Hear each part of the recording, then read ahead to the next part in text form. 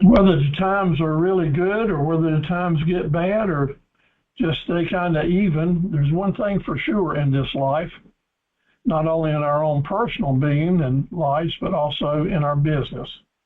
One day it's going to start and one day it's going to stop. The only difference in that is that with your business, it may transition and keep on living with a new leadership or ownership. And to see that happen, it's going to take a little planning. And that's what we're talking about tonight. So welcome. It's good to have you with us, no doubt about it. I'm Steve Carver. I'm in Dunn, North Carolina. Let me say right up front that the contents of this presentation have been done from my personal experiences, a little help from some assistants, virtual assistants, and with Google AI tools, which I have been using the last month and have found it pretty much amazing, and recommend that you start getting in touch with the AI opportunities for you and for your business. This is my presentation, number 1194, and right here from Dunn, North Carolina. I'm not a lawyer or an accountant, just a fellow that's been in business 66 years and counting. Today I had a really busy day talking with and working with customers all around the country. Sold quite a few parts, did some equipment quoting, and of course worked with my lessons that I hope to bring to you tonight. We're sponsored by the Small Business Center at James Front Community College in Kenansville. The actual Small Business Center is over in Warsaw, where Joey Wynn, our director, has her office. And if you haven't been in touch with Joey, then you're missing a valuable asset for your own business. The Small Business Centers are loaded with ideas and information and assets that can open doors for you and help you in a lot of different ways, and actually serve as an employee as a sense. So be in touch with your Small Business Center, and Joy especially would enjoy hearing from you. Joy's assistant is Lynn Murphy, a wonderful lady who looks after the commercial kitchen and some of the other operations there in Warsaw. So give Lynn a call if you have interest in any of the things that she's doing. She'll be glad to help you as well. I am monitoring attendance, and so far we've got some really folks that are hanging true and keep coming back, and I really appreciate that. If you attend 4 out of our 5 classes that we're doing this time, you automatically qualify for a certificate. And if you do more and mainly register at the small business centers for these classes, you'll qualify for membership into the academy and a title. So keep on coming. We'll be glad to have you. This course, brand new, is designed to help someone understand the planning process to have a smooth business transition, whether it's a sale or whether you're just exiting or closing it. But the key word here is smooth. Otherwise, it's probably going to be a rocky road and very uncomfortable. So I've been working real hard to put together 5 presentations that will really help you in this process. It won't happen without a plan, and it won't happen without you giving some serious thinking about it and actually doing something, several things in a tangible way. Now, last week we talked about how to appraise your business, the value of it, and the way to approach that. The first week we talked about basically the general getting into the mindset of transition. And tonight our focus is going to be primarily on timing. The title was actually, when should I plan to sell or close my business? And I don't change that title because I don't like it. The new title is going to be, what is the timing process for me to start my transition? What is the timing process that I can recognize to get started in this really important part of owning your own business? So when should I start transitioning, and the exit strategies we'll talk about. Your study guides are really important tonight, as always. One with the number on it, 1194, is the outline of what we're going to do on the videos and the program tonight. Then you're going to have your usual mission, vision, and promise statements on the different types of business transitions and challenges required to get your certificate. and then a brand new one that I worked on for a couple of days, and we'll go over at the end of our process tonight. But it's called stepping back before you throw in the towel. Stepping back before you throw in the towel. Okay? Please, when you get that, take time to read it, but we'll touch on it tonight as well. So, when should all this start? When should all this start?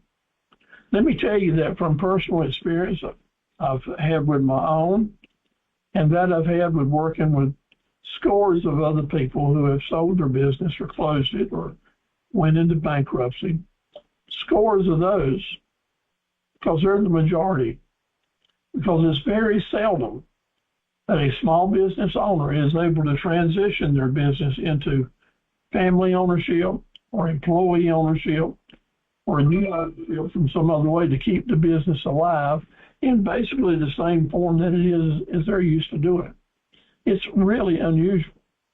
And if you think about business folks that you've known or businesses you watch, you will have to agree with me that very seldom is a business owner fortunate enough to put a plan together that ends up helping them transition out of the business and seeing new leadership and ownership come in, and everybody remain happy, and a plan works.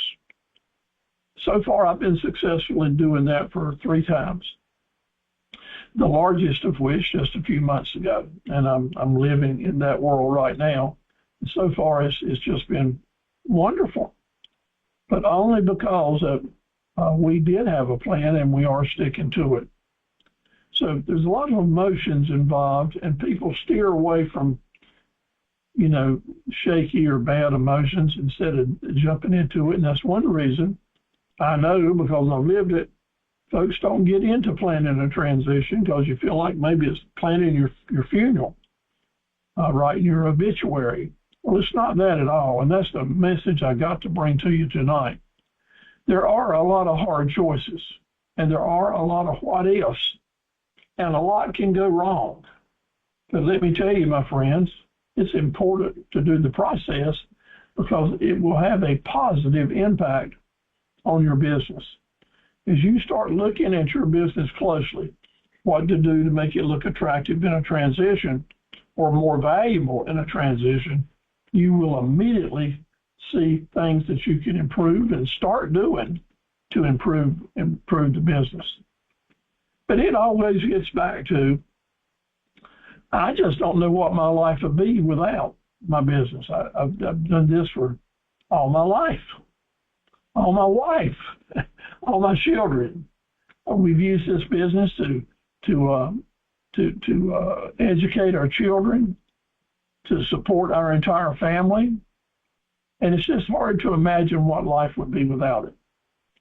I know we have at least one fellow with us tonight that feels that way because he's basically been involved in his business most of his life and educating his children, doing it every day, and loves his employees, and even more so loves the connection with the customers. It's like you're moving away from your family when you transition out of a business, and it's not easy. It's not easy, but it's better than having to close the door and walk away from a dusty building. So that's why we're going to do this. We'll learn to live if we got a good plan. And everything may be wonderful, and no one is sad. And if that's the case in your business, fantastic. Everything is positive. We're moving forward. We got something really great to sell, and the market's good. So let's just go ahead and sell this thing and laugh it off and celebrate. But I also know that maybe people are here tonight or considering this topic because maybe they're at their end of the rope and just trying to tie a knot in the end of the rope so we can stay in business another day or two.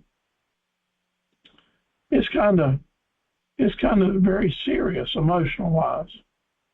I was thinking this afternoon, knowing whether and really quizzing myself whether or not I wanted to talk on this topic for a few minutes, because it's kind of uncomfortable for me and maybe for the people that are listening. But if you've come here tonight feeling that maybe you're close to the end of your rope, and And by golly, all you're trying to do is tie a knot in that sucker so you can hold on for a few more days in your business. Let me tell you that I've been there. 66 years in business, I was thinking this afternoon I have probably been at the end of my rope for at least 5 or 6 different times. End of your rope means you open your eyes up and you're not quite, you can see, still being in business tomorrow or at the end of the month. That's how serious things can get. Bad news, economic conditions, cash flow going out the bottom, somebody taking a product line away from you. One of your customers goes into bankruptcy and leaves you hanging out to dry. Things happen that put us at the end of our rope, and I know that. But having lived through it and found a knot at the end of the rope and good advice and a lot of bad advice, I can tell you that it is worth listening to what we're talking about in these lessons, because you, as well as I did, may be able to endure through and see it through and see some strategies to help you make it to live and fight and thrive another day. Entrepreneurship isn't a sprint. It's a marathon times 100. So that's where I'm coming from tonight, and speaking as much from the heart and personal experience as I know how to do. Maybe it's liquidation. Maybe it's you got to sell out. Maybe it's closing up. But this sign for you at living at the end of your rope, I want you in your mind right now to let's take this picture, which is an awful picture with a red background and talking about liquidating and closing up. And let's pretend that we're at the end of the rope at church, and we're pulling on that rope and we're ringing the bell. We're pulling on it, we're ringing the bell, testifying to the world that I still got some energy and still got some desire and still have endurance. That's what we need to do. That's what you have to do at these points in time. The thrust of transition is all about timing. Timing can make the difference in totally successful or totally a flop when it comes to transitions. And timing matters so much, because if you're into it at the wrong time and you're delayed into rushing a transition, then a lot of unexpected things can happen premature that will mess you up and cost you money and turn your plan upside down to where it doesn't work at all. So hopefully I'm here 3 to 5 years ahead for you. All of you new in your businesses and kind of just getting started, and that's just fine, because it's time now, I'm telling you, that you at least start planting the seeds in your mindset to know that transition is ahead and try to get some type of clue as to how it's going to work for you. What happens if you don't have good timing? What happens if you're forced into closing or selling out or taking an offer before you want to, before you're ready? First of all, the usual thing that happens is the value of your business is going to be much lower. And what you end up with will be pennies compared to the dollars if you had a good plan. And I want you to have lots of dollars. If you're forced into doing a transition and the timing's not right, there's a good chance your employee morale may go to the pits, and you will lose a lot of key employees, which drive down the value of your business. And to say the least, if the timing's not right, you'll have a hard chance reaching any of your personal goals. And we don't want it to be in that situation. Let's talk about what we can do about that. So, my friend, maybe you're thinking about selling your business, and that's what I want you to think about, even if your thoughts are 3 to 6 years from now, which is perfect. Usually it takes 3 to 6 years to plan and get ready, position yourself in your business for a transition. So if you thought it was nowhere in your immediate future, I'm here to tell you it is in your future. I don't know how immediate it is, no more than you do. Might be tomorrow, might be 10 years from now, or several decades. but know that it's coming. So what moves people who maybe today didn't think they would ever sell their business because it's their life and for their family, and I'm just gonna be here as long as I'm living. But what moves people to go ahead and decide, well, maybe I need to think about that? Don't look at the reasons real closely here. You can make notes that some of them apply. And I will invite you that at any time, if I kind of strike a nerve or ring a bell that you want to chime in and share a personal experience on someone you know or a business you know or something that's happened in your life, let me encourage you to chime in and we'll talk about it. Again, this is kind of like a family meeting talking about businesses and what we're going to do with it. Sometimes people think about selling their business simply to end up with making some more money. And they feel like an attractive opportunity is out there for them, but they need to move out of this business they're in to move forward. Does this mean they have to go out of business? It doesn't. It does mean that maybe they will sell it and use the revenues from it to help move in that direction. I've had the opportunity on 6 occasions, maybe even more, to sell off part of my business to generate some additional revenue in hand and actually put someone else in some type of business, and they stayed my customer, and we kept doing business together and had a lifelong relationship. Sometimes the cash flow pressure will force you to get out of business. If you don't have enough money to pay your employees and or yourself, something's got to change in a hurry. Other economic reasons may come along. And the big old DIVORCE, divorce, is maybe one of the most hurtful reasons people get out of business, because the couple just can't come to agreement on how it's going to work, and therefore the business has to dissolve as a marriage dissolves.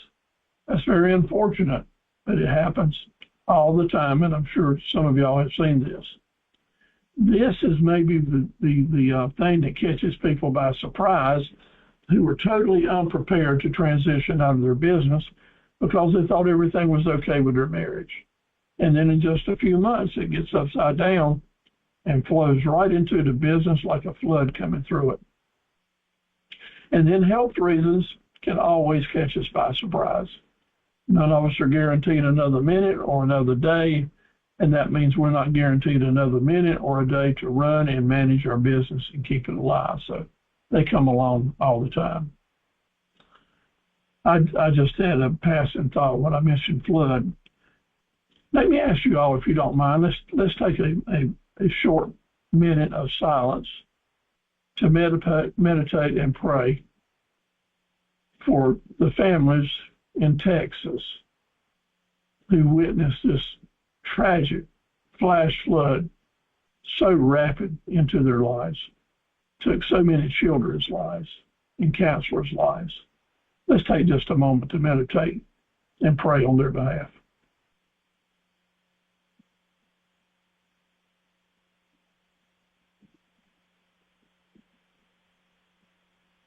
Reach down and touch them, Lord. Let them know that people all over the world are trying to carry the burden with them. Amen. Thank you for that. That was some bad news this weekend. Retirement? Hey man, I'm 65, I'm 63, I've got a good income coming in, I'm ready to go start on my bucket list. Or this job has come to an end, I'm ready to move on and start something new. But retirement, yeah, that's a good reason for folks to consider moving on and transitioning out. Maybe there's been a traumatic event, something just knocks you off your feet. Possibly your wife has to move, or you have to move, or something changes and y'all have to relocate. And you have to leave the area that you're in and go somewhere else, and you can't carry the business with you. Yep, that's a good reason to consider transition. Of course, in today's world, that's one fine reason to be on the internet and have a website so that even if you move to Timbuktu, you can carry the website with you. Partners and family members get into arguments, all kinds of reasons, and especially if you don't hold 51% ownership in your business, lots of times this will make a business close down. I've seen that happen right here in Dunn, North Carolina recently. So it's a tragic, but it happens. And maybe it's just I'm ready for a change, or I'm ready to bring in a lot more stuff into my business, and I need to sell off some assets to make my new business bigger and better. And maybe some of those assets that you're going to sell or transition out of are small businesses or parts of a small business. And that's a big factor. And maybe the tax issues that were just hitting you so hard that you feel like you're under the gun and can't stand it anymore for whatever reason, whatever tax exposure you have, but it's moving you into a decision to sell your business. Some of these may be real for you. All of them will apply to folks you know at some point in time. And here's one that's interesting in that you may be rocking along just fine. Business is good. You have no intention of selling, don't even want to think about it. And someone comes along and makes you an offer that knocks you out of your chair and you just can't turn it down, like the Godfather. I'm going to make you an offer you can't refuse. That happens sometimes. And it's happening more now in businesses as the internet is helping more and more people search and look for the businesses they might have an interest in, whether or not the present owners are ready to sell it or not. This is a big factor in changing the shape of your business and how it looks to make it attractive to those potential buyers. That affected me 5 or 6, 10 years ago when I decided I wanted to transition out of my .com company. I started thinking about this and started making changes to make it really more attractive to buyers. And you know what happened? It made it more attractive to customers too. And my business really did a whole lot better as I started the process. That's the message, the main message I want you to hear. Maybe it's just that you've got so much on your plate and you're trying to spin so many plates on your fingers, like on the old Ed Sullivan show, that you just got all you can handle and you don't want any more struggles to deal with. That's human. It's okay. Bankruptcy, for whatever reason, definitely will ring your bell.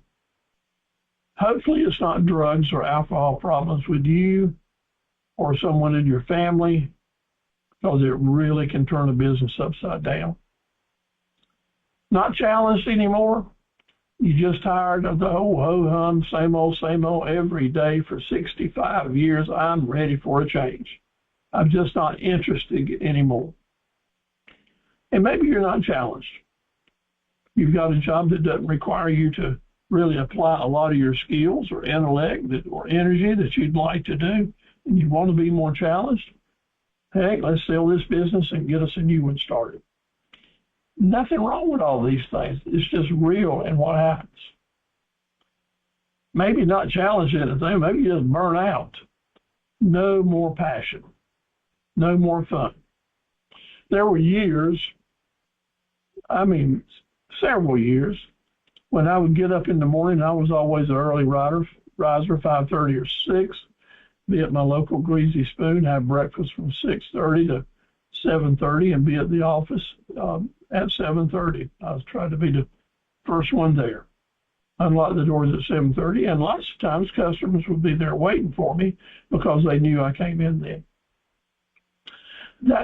I'd go down with passion. I enjoyed it.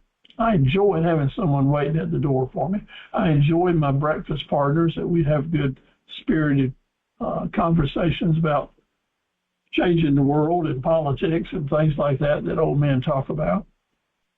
But there would be times when there was no passion, that I did not look forward to driving up to Carver Equipment Company, especially in those times when maybe I had $3 to $5 million worth of equipment on the lot, knowing that the interest meter was whirling on my floor plan and had no clue where I was going to find the interest money to pay that floor plan tomorrow. That takes the passion out of owning your own business. Inventory and debt, floor plans, it can go. I know that.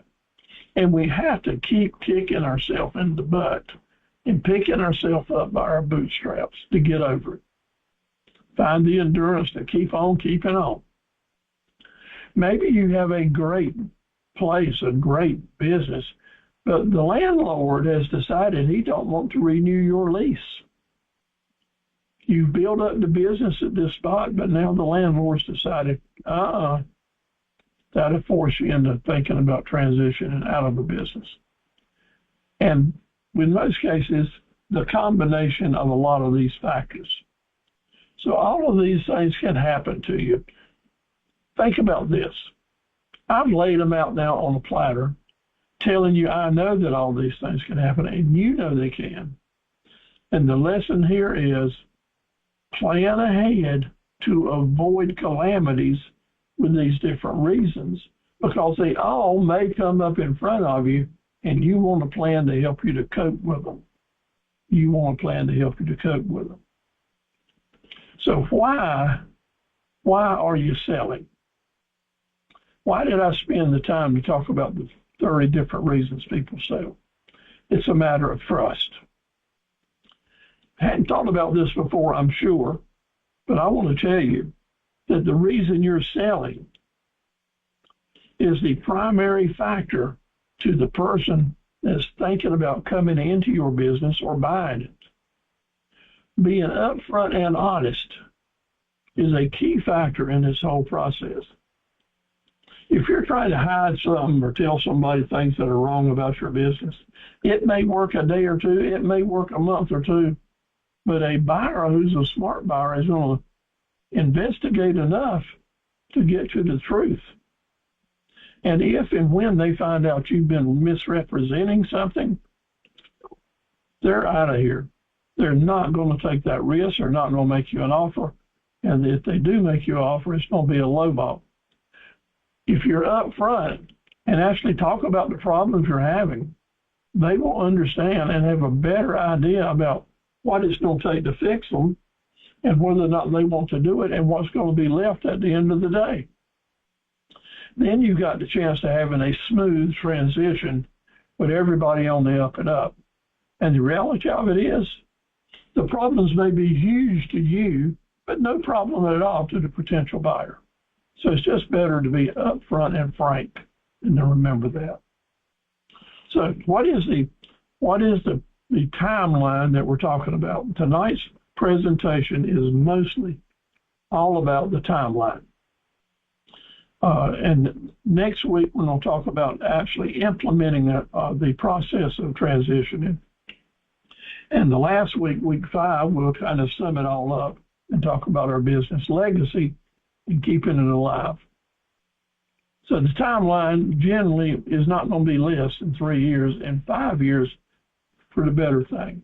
So if you've been in business for a while, let's say your business is 20 years old or 30 years old, it still will take you 3 to 5 years to best position your business to be transitioned or sold.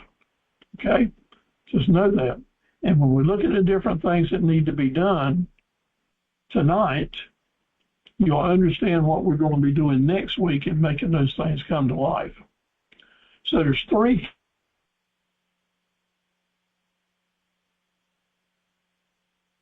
The transition is going to require 3 different phases to put a plan together that can hold water.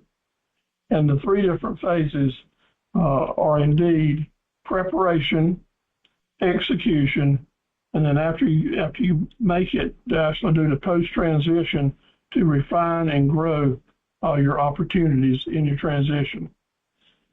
So where are we at now would be preparation. That is, in that 3 to 5 years before we don't get there, there's a few things that we need to do.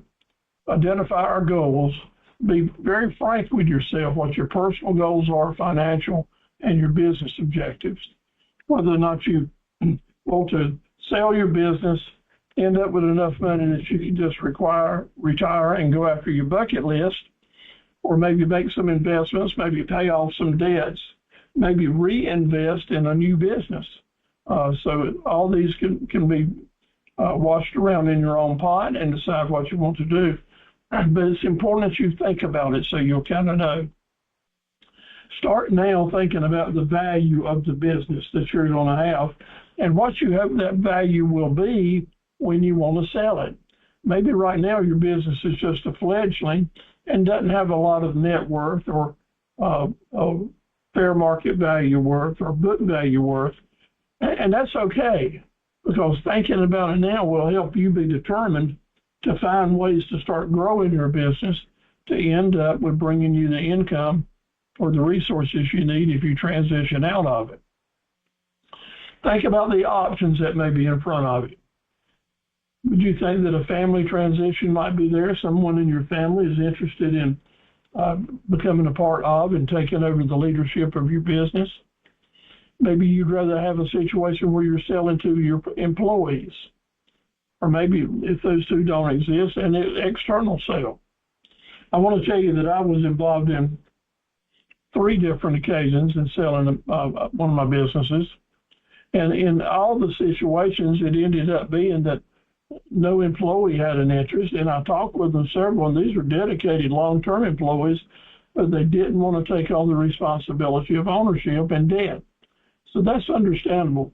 Same thing occurred with my family members. They did not want to have to work as hard as I did, and definitely didn't want to deal with the stress. In other words, they wanted to be bureaucrats, and I suggested they keep on doing that. And so far, it was good advice for all of them. Figure out the type of transition strategy that will probably work for you, so you'll be thinking about it, maybe making some notes and starting a journal.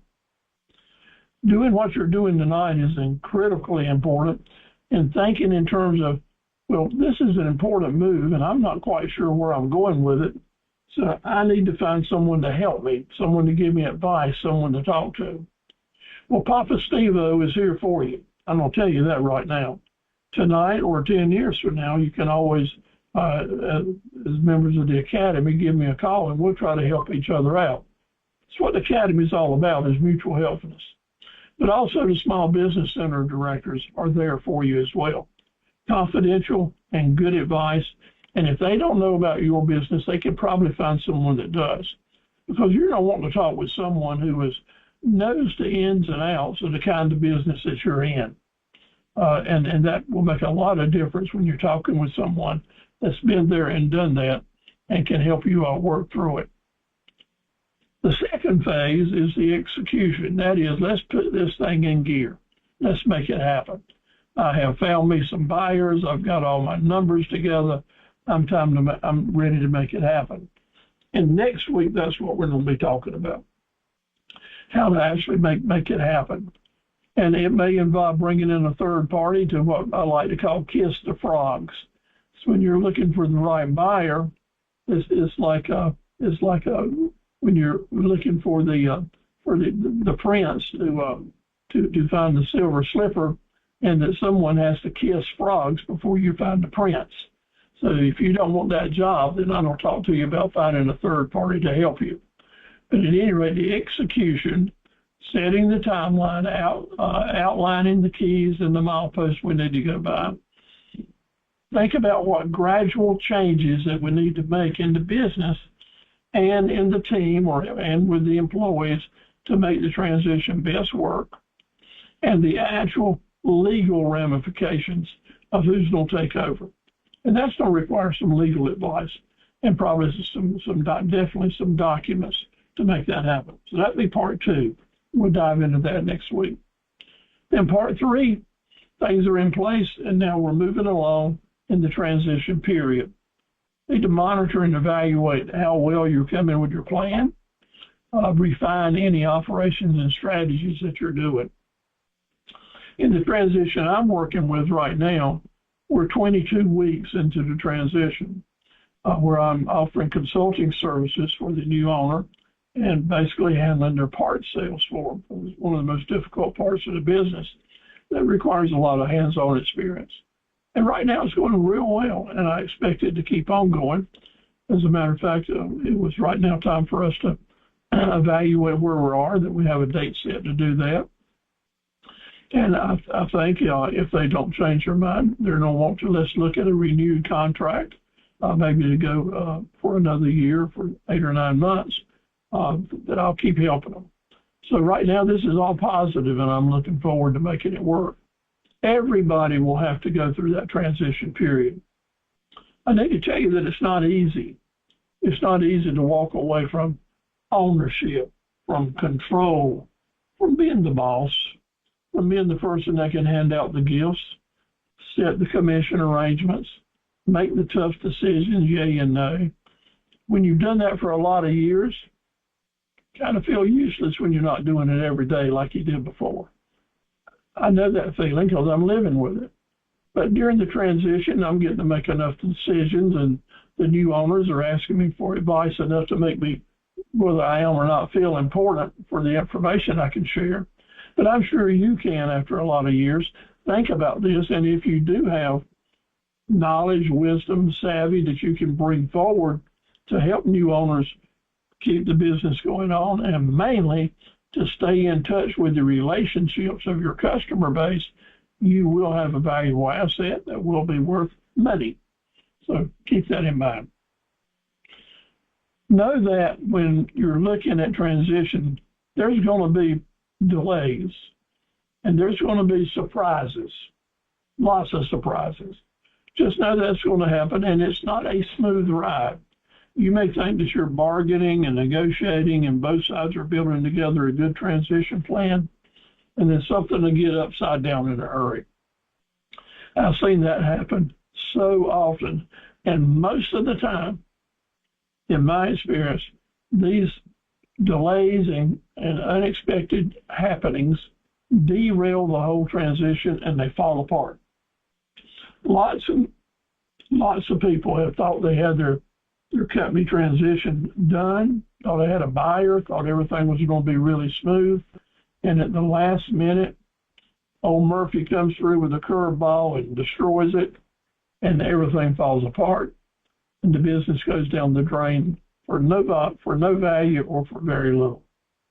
We can, and you can, have risk management tools in place to keep that from happening. So just know this, you got to build for flexibility. This is a big deal, and you don't need to plan for it. So the critical timing, there's 3 major factors in the timing that you'd want to be ready. First of all, personal, you as the individual, you as the business owner, you as the human being who has sweat blood, tears, and energy to keep this business alive, you need to be prepared to walk away. And I'll tell you, getting that mindset will take a while, and it's not going to be easy, but you can do it. Get psychologically ready to step away from leadership. Be emotionally and mentally prepared to change and let go of those daily operations that you've been doing. And think about now your new timeline. And here's the positive note. It's a new timeline. It's a new opportunity. It's a new life for you to have new life goals and really set forth some goals with some new aspirations. In other words, get with it, get happy, get out of a pity party here because you're losing these this leadership opportunities you've had for years with your business, and look to the future as to how you can apply your wisdom and goodwill. That's personally. And my friends, that needs to come first. But second, your business has to get ready.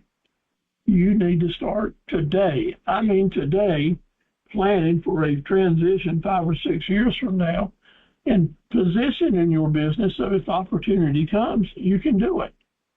You may have an opportunity tomorrow to transition out of your business or sell it. And if you've thought about it and have kind of a plan in place, it'll be so much better for you. Think about existing the weaknesses or the challenges that you're facing in your business, short-term and long-term, but recognize it, own up to it, be honest with yourself, and let's start addressing these things and improving them. We need to develop a role here of leadership in moving the company to a new position so it will be more attractive to a buyer. A potential buyer now, this 3 to 5 years, they're looking 3 to 5 years. The person that's going to make you an offer 5 years from now is probably started looking at your business today. I was looking, I knew that I was going to be transitioning in several ways, and I looked at several businesses for 3 to 5 years, made some tentative offers. I put some fresh bait out to see if anybody would nibble on it. Through the years, with maybe 6 or 7 different operations that I had an interest in either selling to or buying their business or looking at some type of merger. A lot of opportunities out there to think about. And because I was thinking about it, had a lot of different things to do, and it finally worked out right. If you're going to catch fish, you've got to have some bait out there and know how to do that. So it works. Another factor is market conditions. Today, the market conditions may be excellent. I heard on the news today that the stock markets are just doing really well, 44,000 trades. And tomorrow, after tariffs or oil prices or something like that, it may dump 15 or 20,000 marks and be in what's a tailspin. If you're right at the position to sell your business on one of those days that things are going really up or really down, it's going to drastically affect your negotiations one way or the other. I sold my original tractor dealership on November 8th, on October 1st, 2008. I'd been negotiating with the customer for 3 years, or with the buyer for 3 years, and we had a deal in place. Deposit was made. We were at the lawyer's office on October 1st, closing the deal, signing the deal. He had every right to back out. He had every right to back out. The stock market had just crashed, the 2008 crash, and things were looking really dim. But he went on through with it. We had a good plan that looked like it would work out just fine. And the reality of it is he would have probably been better off if he would have backed out, because in 13 months, he had gone bankrupt. He had. And it was awful for him, and it was awful for me because I had financed a large part of my business. In other words, I was dependent on his payments from the finance part of the business to help fulfill my financial goals. Well, I felt real sorry for him, but it was not all his fault. He was just, he ignored some really good advice. I know in my mind that the business had made it for over 50 years before then, and it could certainly make it on, but he wanted to keep doing some crazy things and used up all his cash. So sometimes you got to be prepared for that kind of stuff. And economic terms can make a world of difference. Planning, the planning was that even though he fell apart, I was able to pick up the pieces, put it back together, turn it into an internet business 100%, and keep on trucking. We never lost a day. We kept on moving. That's the importance of legal documents and having the wherewithal to know what your options are in case bad things happen. Talk to people with some experience, and you can have things in place to give you some really, really good preparations. You don't want to rush into setting the values. And rushing means bad news, especially in economic downturns. So just know that we need to be steady. We need to be watching market conditions and don't get ourselves in a position that it turns everything upside down. But it can happen. Things can happen. There are legal and financial issues that will come into play. There are some documents that are going to be really important. And probably folks that are planning for their estates, they'll be looking at some wills, maybe some trust agreements.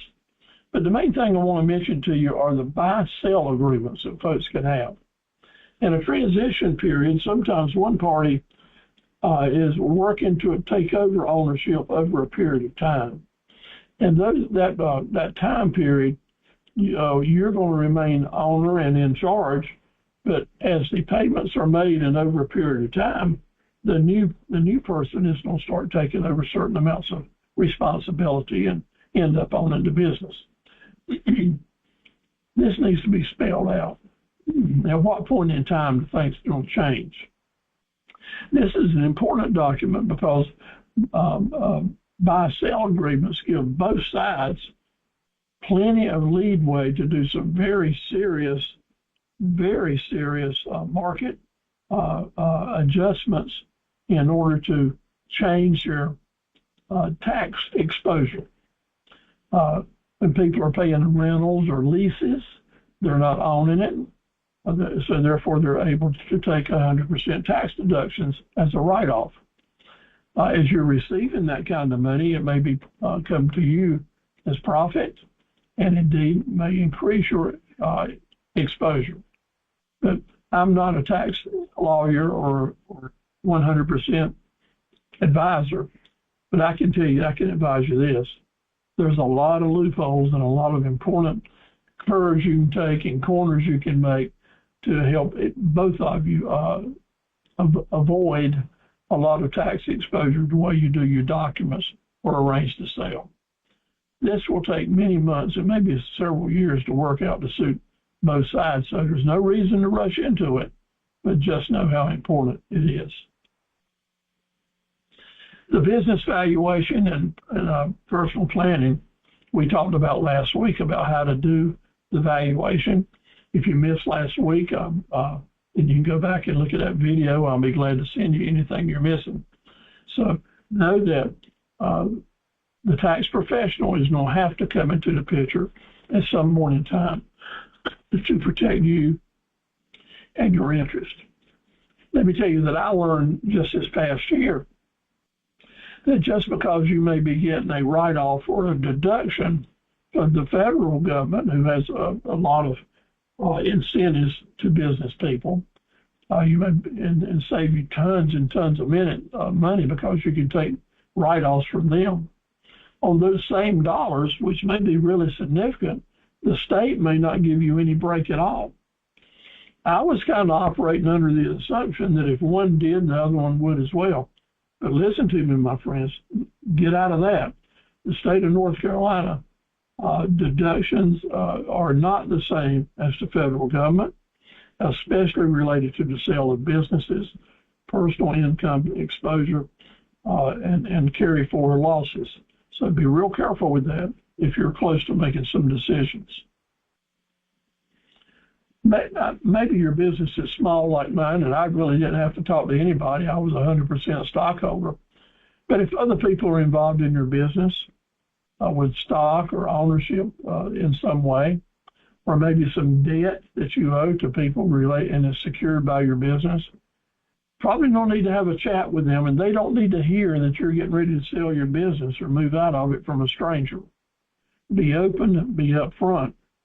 Now, it's important that you don't go out in the world and advertise that you're getting ready to sell your business, because that'll bring negative points.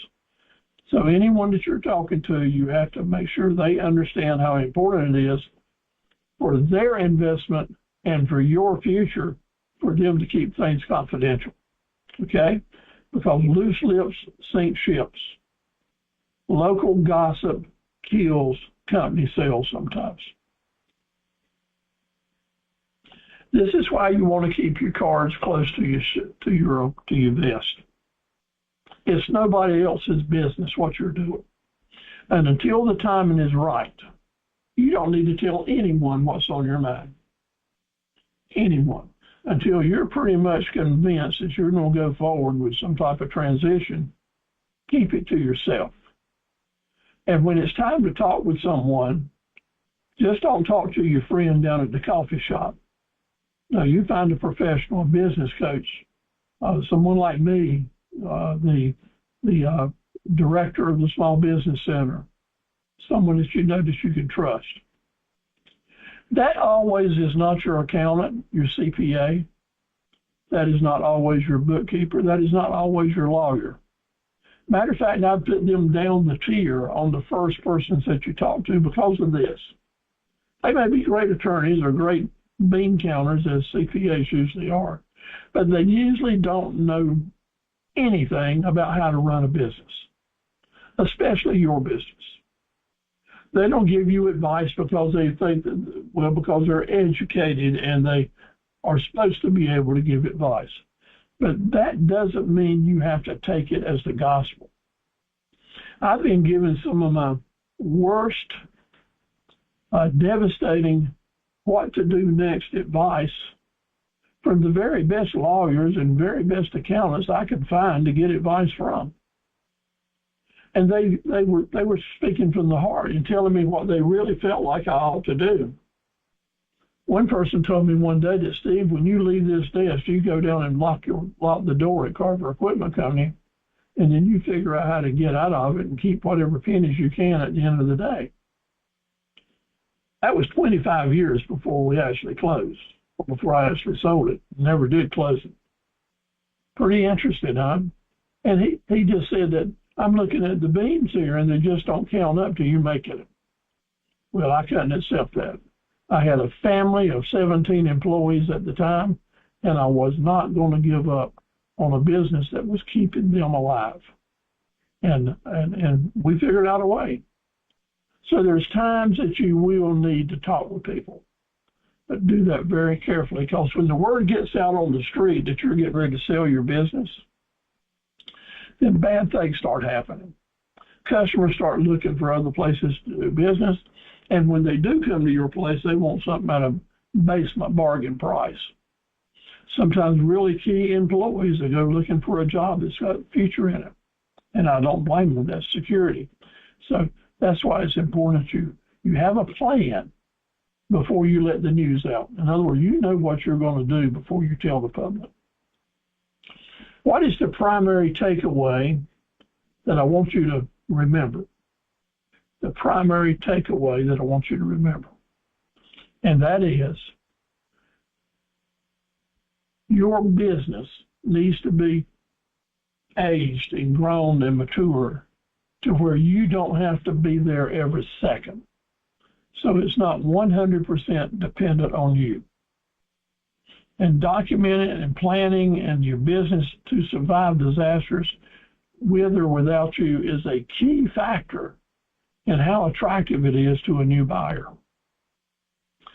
Building your business so it can run smoothly without you will increase the value of the business big time.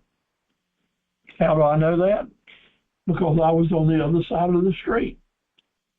My business, I had set it up to run it. After I started my internet business, I basically did it all, and I kept the expenses down as low as I could, and I ran it myself, and I sold several years over $1 million worth of product. Just one person moved on, made good money, and it worked out all right when I sold it. But if I had built the business where it could run without me and had some employees in place, or associates in place, or contractors in place that could run the business, and I could have done that, the business would have probably been worth 4 times as much. Why? One, the new owners wouldn't have to feel like they're buying something that they got to change their life to jump into and make it work. In other words, it's a life-changing event for a new owner, a new career, a new timelines they had never done before, and with a lot of hard work. Yes, they would want to buy it at a price that they could build a business into, to hiring employees and taking some stress off of them and moving on to other opportunities for profit. But this is the takeaway I want to give to you. Know right now that you want to have a business that can operate without you, and you'll never be able to sell it or take a vacation without that happening. It's going to be really important. Yes, it's important now that you save every penny you can and you run your business yourself and get it up and stable and with some sustainability. But if you're going to sell it one day in a transition situation, it's going to be 4 times more attractive if indeed there are other people helping you run that business. The new buyer is going to like that. We all get to the end of our rope from time to time. I mentioned that earlier. And I want to tell you that you may be not thinking about getting into a transition until you've worked hard had some really good success, and then those curveballs come along and make you feel that you're at the end of the rope. Remember, we're going to look at this now in a different light and think that instead of being in an awful situation at the end of the rope trying to hang on, this rope to me represents ringing the church bell, ringing the chapel bell, letting people know that you've got energy and strength and you're moving on.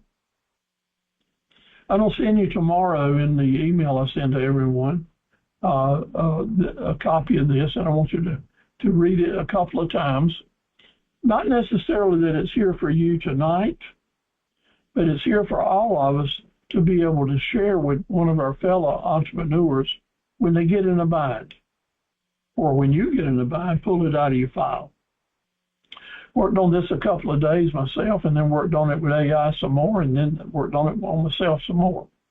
I think it's a statement worth saving for a dark day. Now remember that dark days go. The sun is still up there above those clouds.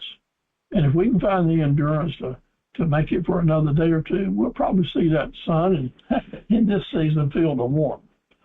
So if you would, let's read this with me kind of slowly. I'd like for it to sink in for you to kind of get the deal, but this is about throwing in the towel. And if you're feeling like, or you know someone that's feeling like throwing in the towel, let's consider that building a small business in today's landscape is really a tough way to go. And the urge to throw in the towel is common. It's a regular emotion that a lot of us have. And it's not that you're not failing.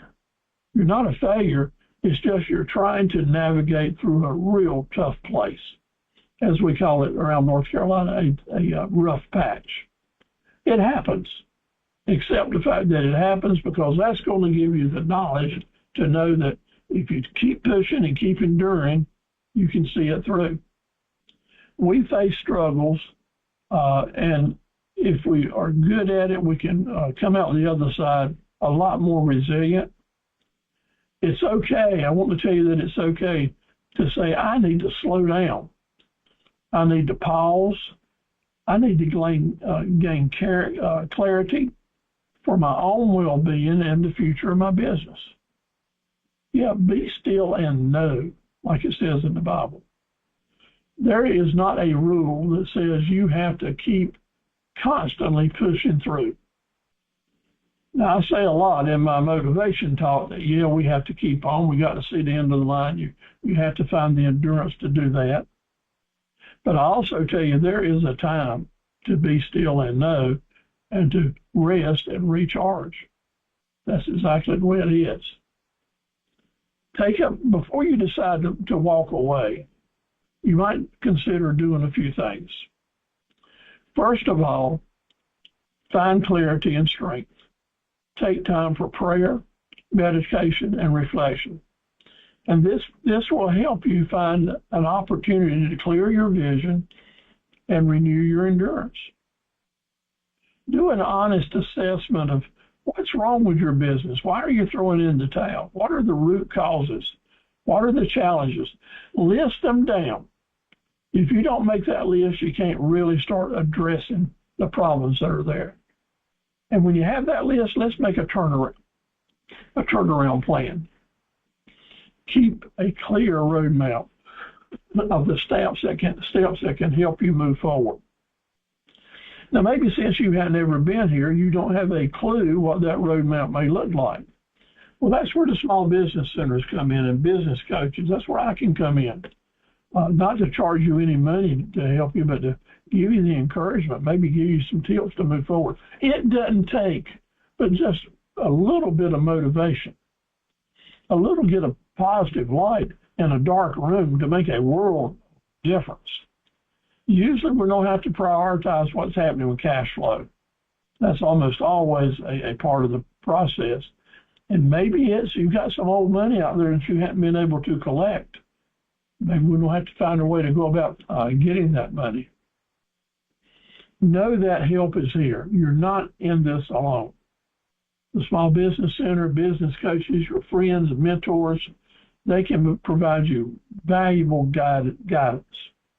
Again, I'm suggesting to you, well, I don't have anything against CPAs and lawyers, but that's the second tier of advice you want to get. The first tier is people that know business, people that know how to get out of a jam, people who are not just relying on counting beans, but also appreciate the fact of the energy that you might have or the customer base power that you have. It's really important to do that. Don't be afraid to make changes. Don't be afraid to try some new approaches. Remember, this entrepreneurial journey is a marathon. It's not a 100-yard dash. I know that you've got this. I know there's a greatness in you, and you're going to do great things. And I know we can do a lot of greater things together, working together and helping each other. So remember tonight, and as we move forward, as you are thinking about transitioning, take care, and God bless you. Thank you for taking that in. Next week, we're going to be talking about putting these plans to work step by step so you get a real feeling for it. How about some conversation? I appreciate y'all being with me. I'd appreciate some comments, what you thought of the presentation, and any comments that you might have.